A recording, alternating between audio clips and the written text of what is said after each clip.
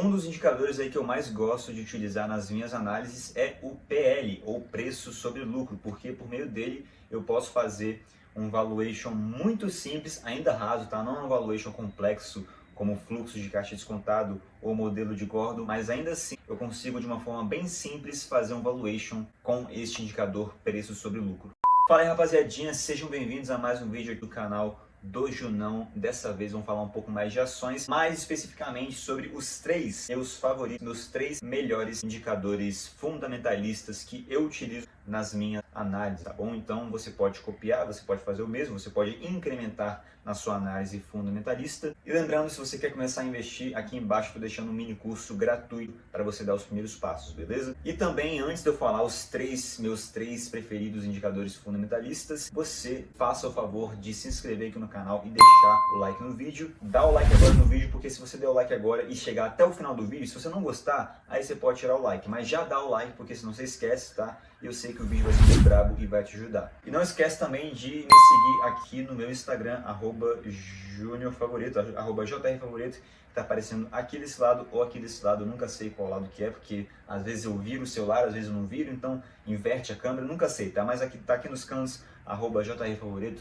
Segue lá porque lá eu mostro um pouco mais das minhas viagens por aí. Agora eu tô rodando o Brasil, mas logo em seguida eu vou para daqui a um mês, daqui a 2 meses eu vou para Espanha, enfim. Vai ser muito louco, então acompanhe a jornada do Junão no meu Instagram, @jrfavorito, beleza? Sem enrolação, vamos para o primeiro indicador, que é o dívida líquida sobre EBITDA. Vamos falar um pouco sobre esse indicador e por que eu gosto tanto dele, tá? Dívida líquida dividido por EBITDA. O que é dívida líquida? Dívida líquida é basicamente o passivo da empresa subtraindo do caixa dela, por isso que dívida líquida, né? Não é dívida bruta. A dívida bruta é realmente o total que ela tem de obrigação com o terceiro, só que a dívida líquida subtrai o caixa da empresa, que ela pode usar esse caixa para pagar parte da dívida bruta. Essa é a dívida líquida. Dívida líquida sobre EBITDA. EBITDA é um indicador de eficiência, produtividade da empresa. E o que eu costumo fazer, cara? Esse indicador, ele serve para a gente ver como é que está o endividamento da empresa. Dívida líquida sobre EBITDA. Então, cara, a gente costuma falar aí que até 3 vezes esse indicador, dívida líquida de até 3 vezes, é um endividamento controlado da empresa, é um endividamento de boa, tá? Passou de 3 vezes, aí você já começa a abrir o olho que essa empresa pode estar excessivamente endividada. Cara, eu gosto tanto desse indicador porque esse indicador você pode ver de uma forma simples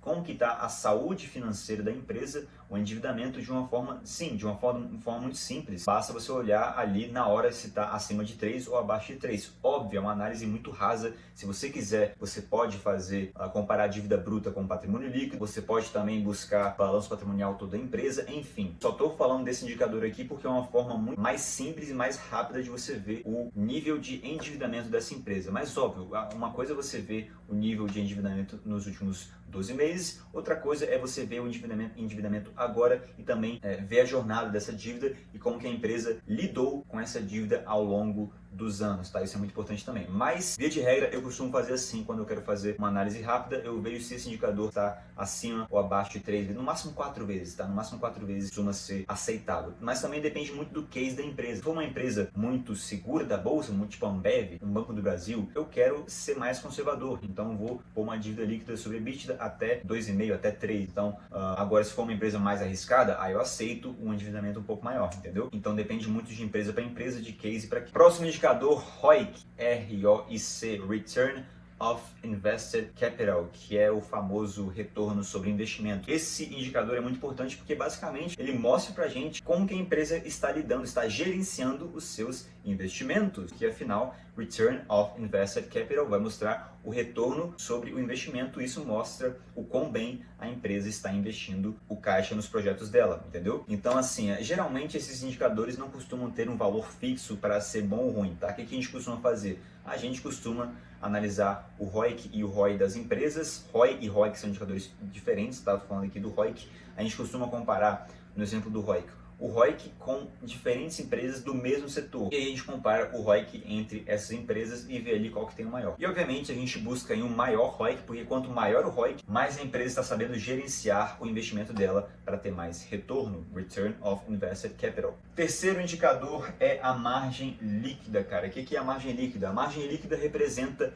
quanto do faturamento total, faturamento bruto da empresa, da receita da empresa, foi realmente lucro líquido, porque pensa o seguinte, a empresa fatura, sei lá, 100 mil por mês, 100 mil reais por mês, só que essa é a receita bruta da empresa. Então, desses 100 mil, ela vai ter que pagar funcionário, ela vai ter que pagar imposto, ela vai ter que lidar com depreciação, amortização, então ela vai ter que lidar com uma série de obrigações, despesas ali até chegar ao lucro líquido, tá? E o lucro líquido é a chave final aí para formar o nosso indicador, que é a margem líquida, que representa quanto do faturamento da receita total da empresa, que nesse caso foi 100 mil reais, foi realmente lucro líquido. Então, quanto maior for a margem líquida, significa que mais a empresa está conseguindo extrair do faturamento dela mais lucro líquido, mais lucro, né? Então, obviamente, a gente quer investir em empresas com margens altas, margem líquida alta. E como que a gente faz isso? A gente compara diferentes empresas no mesmo setor. Isso serve para qualquer indicador fundamentalista, tá?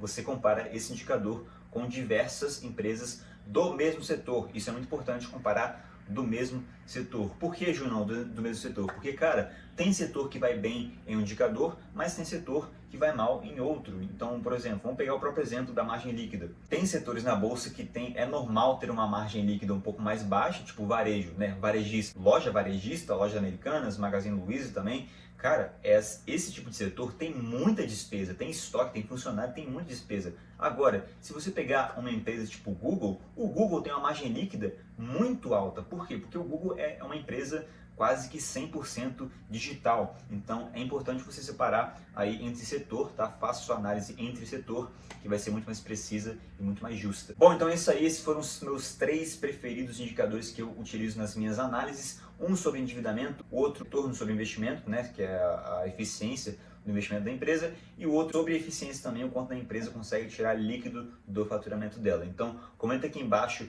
qual foi o indicador que você mais gostou e qual que você vai utilizar nas suas análises. Comenta aqui também alguma sugestão de vídeo, qual o vídeo que você quer que eu grave aqui para vocês, comenta aqui embaixo que eu vou ler. E demais é isso, lembrando que o mini curso gratuito aqui embaixo também, primeiro link na descrição, vai estar um mini curso grátis, totalmente grátis para você dar os primeiros passos nos investimentos. Se inscreve no canal, deixa o like no vídeo e tamo junto. Segue aqui no Instagram também, @jrfavorito. Isso aí, até a próxima. Tchau.